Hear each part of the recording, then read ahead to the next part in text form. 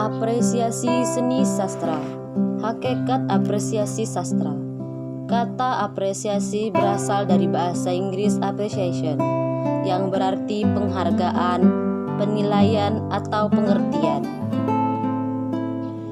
Kamus Besar Bahasa Indonesia mengartikan apresiasi sebagai kesadaran terhadap nilai seni dan budaya. Jadi, secara leksikal apresiasi sastra berarti penghargaan atau penyadaran akan nilai dari seni sastra. Sumarjo dan Saini mengetegaskan bahwa dalam hubungan dengan sastra dan peristiwa sastra, apresiasi berarti memahami, menikmati, dan menghargai atau menilai. Agar bisa memahami, menikmati, dan menghargai karya sastra, pembaca harus mengenal dan akrab dengan karya sastra. Sehubungan dengan itu, Effendi mendefinisikan apresiasi sastra sebagai kegiatan menggauli karya sastra dengan sungguh-sungguh, sehingga tumbuh pengertian, penghargaan, kepekaan pikiran kritis, dan kepekaan perasaan yang baik terhadap karya sastra. Pengertian-pengertian di atas memberi kita gambaran bahwa apresiasi sastra merupakan rangkaian kegiatan menghargai karya sastra yang meliputi menggauli karya sastra, memahami karya sastra, menikmati karya sastra, dan menilai karya sastra. Apresiasi sebagai menggauli karya sastra maksudnya bahwa apresiasi sastra menuntut kebiasaan bersentuhan dengan sastra. Menyentuh sastra berarti membaca atau menyimak karya sastra. Dengan membaca atau menyimak, kita bisa memahami apa yang terkandung dalam karya sastra. Dengan memahami bentuk dan isi karya sastra, kita bisa menikmati dan menilai sebuah karya sastra. Minat dan kebiasaan membaca sastra dan menyimak pembacaan atau berformani sastra merupakan syarat fundamental dalam apresiasi sastra.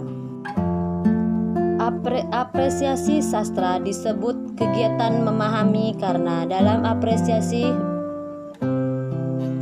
pembaca menggerakkan kemampuan intelektual dalam mendapatkan makna atau pengertian atas apa yang dibaca atau disimak.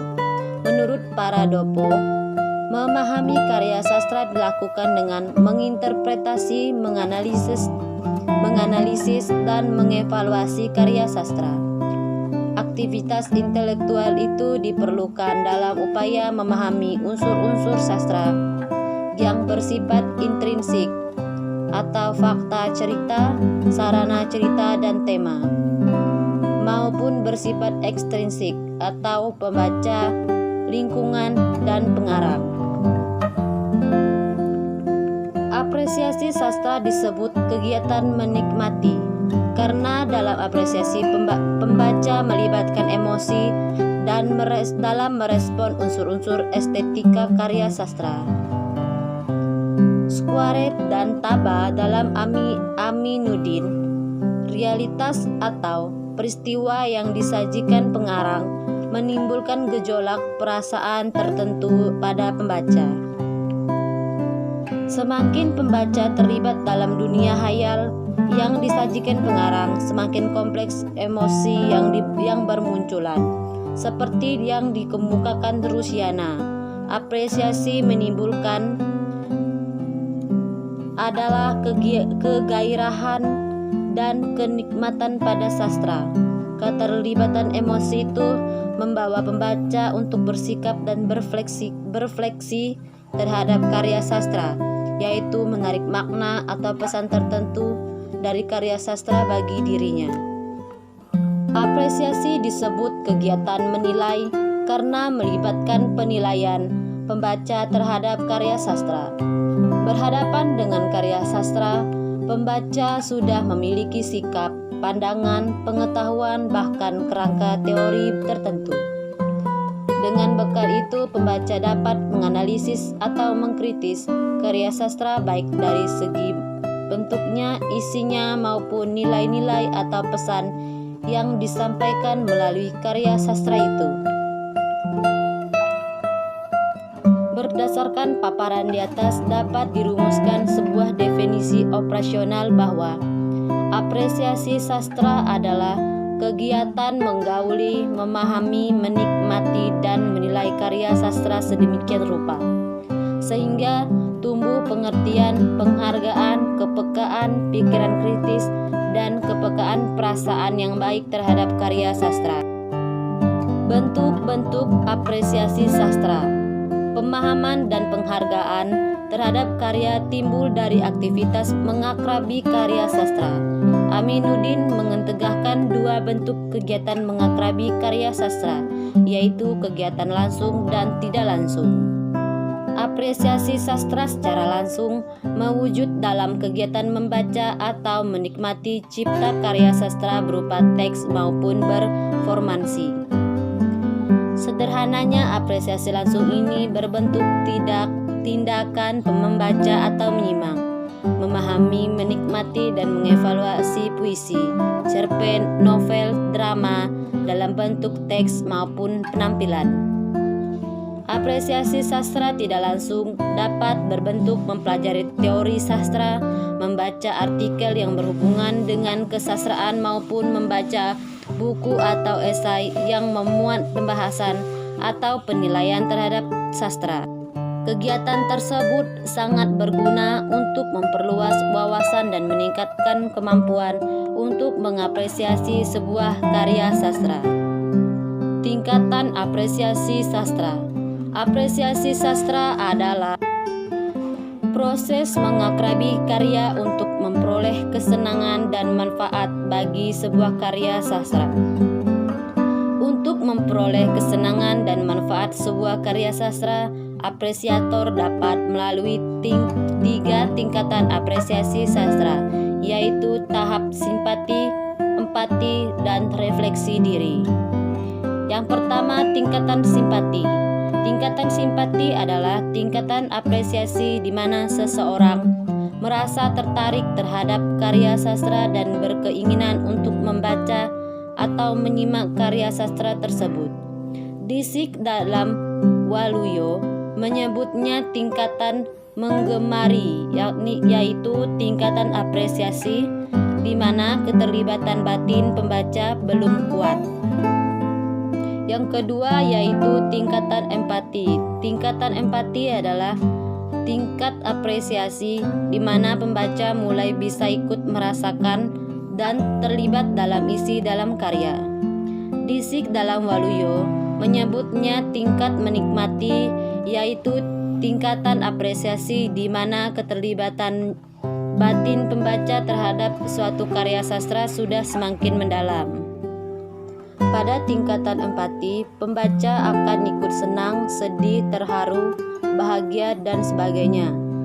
Ketika membaca karya sastra, pembaca menikmati karya sastra karena merasakan karya sastra dapat menghibur dan bermanfaat bagi dirinya.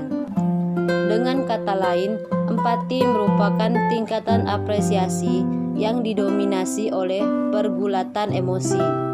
Pembaca seolah berada dalam pengalaman yang diceritakan pengarang. Ia dapat merasakan kesenangan, kegembiraan, dan sebagainya, seperti dilukiskan pengarang. Dengan imajinasinya, pembaca dapat menangkap dan membayangkan kejadian-kejadian yang terdapat dalam karya sastra. Yang ketiga, tingkatan refleksi. Tingkatan refleksi adalah tingkatan apresiasi di mana pembaca tidak hanya tertarik atau simpatik atau turut merasakan isi karya sastra atau empatik, tetapi juga dapat berefleksi diri terhadap nilai-nilai yang terkandung dalam karya sastra. Disik dalam Waluyo menyebutnya tingkat mereaksi, yaitu tingkat apresiasi di mana pembaca maupun menafsirkan isi karya sastra dan mampu menilai baik buruknya sebuah karya sastra. Tingkat refleksi adalah tingkat di mana pembaca mulai menyadari bahwa sastra bukan sekedar permainan bahasa atau bunyi bahasa. Sastra ternyata menyediakan sesuatu yang dapat diambil manfaatnya. Dari sastra, pembaca menemukan nilai-nilai hidup tanpa merasa digurui atau diceramahi. Kedalaman refleksi atau kualitas reaksi pembaca terhadap karya sastra ditentukan oleh kedalaman pengetahuan sastra dan kedalaman penghayatan terhadap karya sastra. Semakin mendalam pemahaman akan sastra dan penghayatan terhadap karya sastra, semakin bermutu pula refleksi atau reaksi terhadap karya sastra. Dalam tahap refleksi ini, kemampuan intelektual pembaca bekerja lebih giat karena pembaca tidak hanya puas memperoleh kenikmatan dan menemukan pengalaman, tetapi juga ia ingin tahu mengapa karya tersebut memberinya kenikmatan. Ia berusaha mengungkapkan hal-hal yang ada di balik karya sastra. Ia menelaah unsur-unsur pembentuknya, berusaha mengetahui kaidah-kaidah pembentukan karya sastra, unsur-unsur ciptaan sastra, dan dengan mengetahui itu, ia juga dapat menilai kualitas sebuah karya sastra. Pendekatan apresiasi sastra. Pendekatan apresiasi sastra maksudnya prinsip-prinsip dasar atau kerangka atau landasan teori yang digunakan dalam proses mengapresiasi karya sastra. Aminuddin menyebut beberapa pendekatan dalam proses apresiasi sastra, yaitu pendekatan parafrasis, pendekatan emotif, pendekatan analitis, pendekatan historis, pendekatan sosio-psikologis, dan pendekatan didaktis. Namun di sini kita hanya akan membahas 3 pendekatan yang akan digunakan dalam praktek apresiasi sastra. Pendekatan paraprasis. Pendekatan paraprasis adalah pendekatan apresiasi dengan cara mengungkapkan kembali gagasan yang disampaikan pengarang dengan kata atau kalimat yang berbeda dengan kata-kata dan kalimat yang digunakan pengarangnya. Tujuannya adalah untuk menyederhanakan pemakaian kata atau kalimat seseorang pengarang, sehingga pembaca lebih mudah memahami kandungan makna yang terdapat dalam sebuah karya sastra. Pendekatan ini berlandasan pada pandangan, yaitu gagasan yang sama dapat disampaikan lewat bentuk yang berbeda. Simbol-simbol yang bersifat konotatif dalam suatu karya sastra dapat diganti dengan lambang atau bentuk lain yang tidak mengandung ketaksaan makna. Kalimat-kalimat atau baris dalam suatu cipta sastra mengalami pelesapan atau dikembalikan kepada bentuk aslinya. Pengubahan suatu cipta rasa yang semula simbolik dan eliptis menjadi sebuah bentuk kebahasaan yang tidak konotatif akan mempermudah pembaca memahami kandungan makna dalam suatu bacaan. Pengungkapan kembali suatu gagasan yang sama dengan menggunakan media atau bentuk yang tidak sama oleh seorang pembaca akan mempertajam pemahaman gagasan yang diperoleh pembaca itu sendiri. Pendekatan emotif. Pendekatan emotif adalah pendekatan yang berusaha menemukan unsur-unsur yang mengaju emosi atau perasaan pembaca. Pendekatan ini didasarkan pada pandangan bahwa sastra adalah bagian dari seni yang memberikan hiburan, kesenangan, atau dapat dinikmati. Dengan menerapkan pendekatan ini, pembaca diharapkan dapat menemukan unsur-unsur keindahan maupun emosi-emosi yang terdapat bentuk penyajian pengalaman dalam karya sastra. Isi karya sastra maupun gagasan-gagasan yang dikemukakan dalam karya sastra. Dalam pelaksanaan pendekatan emotif, pembaca akan dihadapkan pada pertanyaan seperti Adakah unsur-unsur keindahan dalam karya sastra yang dibaca? Bagaimana cara pengarang menampilkan keindahan itu? Bagaimana pembaca dapat menemukan keindahan itu dan berapa banyak keindahan yang ditemukan, dan lain-lain. Keindahan dalam karya sastra bisa ditemukan pada peristiwa yang disajikan, pola penyajian peristiwa, gaya bahasa, citraan, paduan bunyi, latar, tokoh dan perwatakan serta unsur-unsur sastra lainnya. Pendekatan analitis. Pendekatan analitis adalah pendekatan apresiasi sastra dengan cara memahami gagasan. Cara pengarang menampilkan gagasan atau mengimajikan ide-idenya, sikap pengarang dalam menampilkan gagasan-gagasannya, elemen intrinsik dan mekanisme hubungan dari setiap elemen intrinsik itu sehingga mampu membangun adanya keselarasan dan kesatuan dalam rangka membangun totalitas bentuk maupun totalitas maknanya. Pendekatan analitis dalam apresiasi sastra didasarkan oleh pandangan bahwa karya sastra berbentuk atas elemen-elemen tertentu. Setiap elemen dalam karya sastra memiliki fungsi tertentu dan senantiasa memiliki hubungan antara yang satu dengan yang lainnya, meskipun karakteristik masing-masing berbeda. Karena setiap elemen memiliki karakteristik, maka antara elemen yang satu dengan elemen yang lain dapat dibahas secara terpisah, meskipun pada akhirnya setiap elemen itu harus disikapi sebagai suatu kesatuan. Penerapan pendekatan analitis ini dapat diawali dengan membaca teks secara keseluruhan. Selanjutnya, pembaca berusaha menganalisis secara mendalam karya sastra itu dengan pertanyaan-pertanyaan berkaitan dengan unsur intrinsik yang terdapat dalam karya sastra. Misalnya, setelah membaca sebuah cerpen, pembaca mendalami cerpen itu dengan menjawab pertanyaan seperti siapa saja tokohnya, bagaimana penokohannya, bagaimana latarnya, dan lain-lain. Dari hasil analisis unsur-unsur itu, pembaca dibawa untuk memahami bagaimana hubungan antara unsur-unsur itu di dalam mewujudkan sebuah cipta karya. Kegiatan apresiasi dengan pendekatan analitis itu, masyarakat pembaca memiliki landasan teori tertentu, bersikap objektif sehingga hasil analisisnya tepat, sistematis, dan diakui kebenarannya oleh umum. Manfaat apresiasi sastra. Sastra adalah karya imajinatif yang dapat memberi hiburan, pengetahuan, dan nilai-nilai kehidupan. Karya sastra bisa dibaca sebagai pengantar tidur atau pengisi waktu luang.